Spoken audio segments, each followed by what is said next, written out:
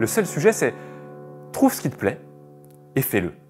Parce que si tu fais quelque chose qui te plaît, ben voilà, tu sauras qu'à la fin de ta vie, tu pourras dire « j'ai fait ce qui m'a plu, j'ai fait quelque chose qui m'a pleinement convaincu ».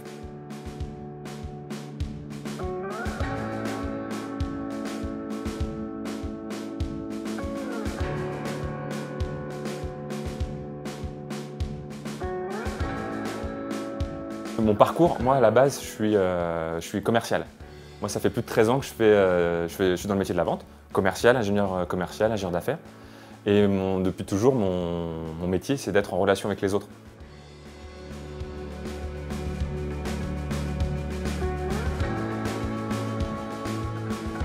C'était il y a maintenant 4 ans ou 4-5 ans, quelque chose comme ça. Où Timothée, quand je partais le matin, il dormait, quand je rentrais le soir, il dormait.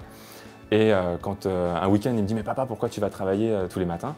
Je lui réponds tac au tac, sans réfléchir. Je dis « Bah tu sais, pour avoir à la maison, pour partir en vacances, pour pouvoir avoir les jouets, pour pouvoir faire tout ce qu'on fait ensemble, il faut de l'argent. » Et là, c'est le moment où tu te dis « Mais c'est vraiment ça la réponse que tu as envie de donner en fait, à ton fils de 5 ans, que le fait que finalement la vie, ça se résume à payer des factures. » Et ça a été ça pour moi le tout départ, en fait, l'électrochoc.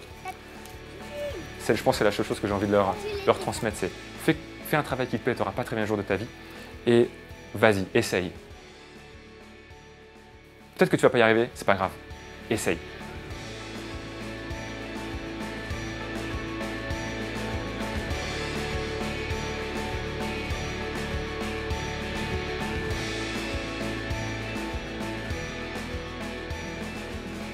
Pour moi, la première chose sur laquelle j'ai voulu aller, c'était le sujet du passage à l'action, de la confiance en soi, de se dire, allez, il faut oser. Quand j'ai discuté avec mon meilleur ami, c'est Maxence. Maxence, il avait créé son entreprise un tout petit peu avant moi. Il m'avait demandé de participer. D'ailleurs, je me rappelle une fois, je l'ai même aidé.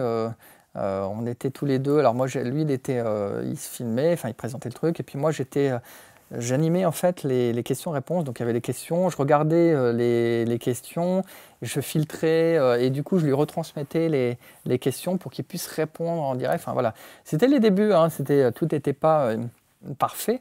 Très rapidement, il a été super pro, hyper perfectionniste, très travailleur. Donc en fait, ça a rapidement été hyper carré. C'est Maxence. Il m'a dit, écoute David, j'ai un problème.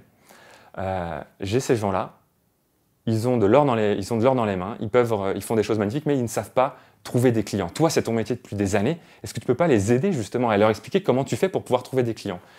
Et ça a été un premier déclic. Je me dis, ok, tiens, en réalité, ça peut servir à d'autres gens. Peut-être que ce que j'ai appris durant ces 15 dernières années à gagner des clients, peut-être que ça peut être utile à d'autres personnes. Je me suis dit, moi, ce que je veux, c'est pouvoir développer un business, être à mon compte et avoir une activité qui me permet d'avoir un vrai impact dans la vie des gens.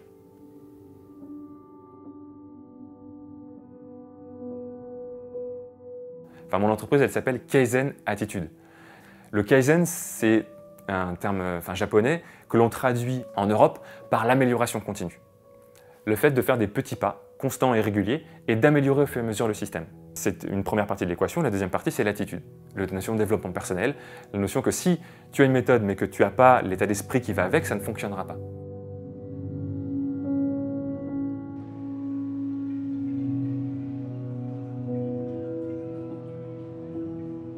Quand j'ai vu Laurent Chenot, qui pour moi était, ce qu'il représente, c'est cette notion d'alliance du développement personnel et du business. Parce qu'il a cette intelligence finalement du business au scalpel. Il m'a donné un conseil de 5 minutes quand je suis allé au B3G Live la première fois. Et c'est ça qui a fait que 3 semaines plus tard, j'ai gagné mes premiers clients. Voilà.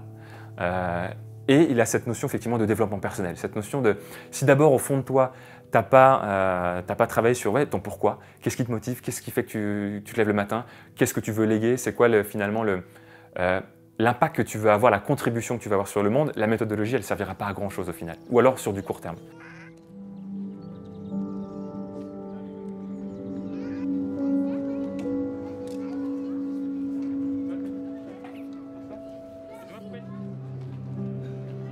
C'est à partir de là où j'ai compris qu'effectivement, on pouvait utiliser Internet pour développer une activité en ligne. Aujourd'hui, je développe toute mon activité sur les webinaires.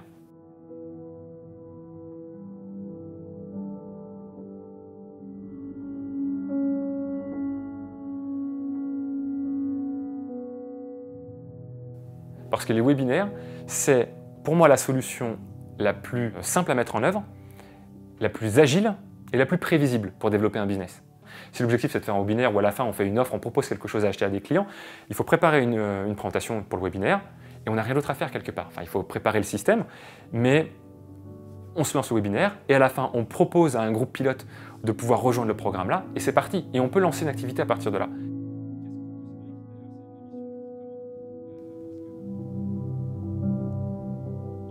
Alors que d'autres techniques beaucoup plus lourdes, je pense par exemple au lancement vidéo, c'est une super technique, mais moi qui ne me convenait pas au départ parce que pour démarrer et pour lancer une activité, c'est pour moi pas la bonne façon.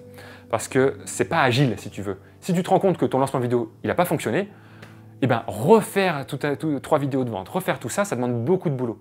Alors qu'un webinaire, la semaine d'après, tu en refais un deuxième. Ça a fonctionné mais pas encore comme tu veux, c'est pas grave. La semaine d'après, tu en refais un. Et quelque part, tu peux d'une semaine sur l'autre bien refaire un nouveau webinaire.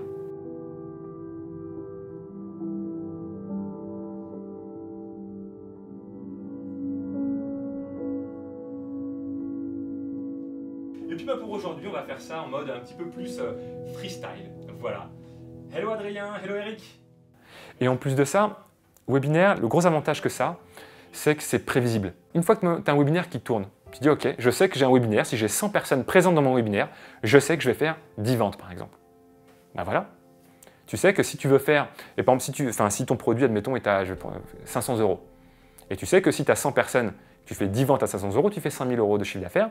Tu sais que si tu veux faire 10 000 € par mois, ben si tu fais 2 webinaires par mois, c'est bon, tu feras tes 10 000 € de chiffre d'affaires. Tu vois ce que je veux dire? Et donc à partir de ce moment-là, la stratégie en webinaire, elle te permet de développer une activité d'une manière agile, parce que tu peux les améliorer au fur et à mesure, et de manière très prévisible. Et le troisième gros avantage que moi je leur voyais aussi, c'était le fait que ce soit automatisable. Parce qu'une fois que tu as un webinaire qui fonctionne bien, où tu sais que quand tu as 100 personnes qui participent, tu fais 10 ventes, ben tu peux le mettre en automatique. C'est comme quand on paramètre son message sur son téléphone, vous savez, les messages de répondeur.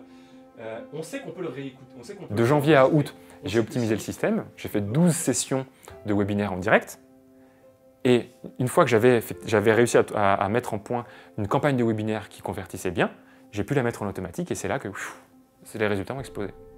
Maintenant, je sais très bien qu'il allait y arriver. Il n'a pas forcément été aidé par les autres personnes de notre famille, de nos familles respectives, parce que eux, ils ressentaient plus la peur qu'autre chose. Maintenant, moi, je lui fais confiance et je sais très bien qu'il en est capable. Et la preuve, c'est qu'il y arrive très très bien. Et il y a des mamans dans l'école où je travaille qui me disent « Oh, j'ai vu votre mari et tout sur Facebook, ses vidéos, c'est super bien ». Donc c'est vrai que moi aussi, du coup, je me rends compte que des personnes que je ne connais pas, en fin de compte, connaissent mon mari.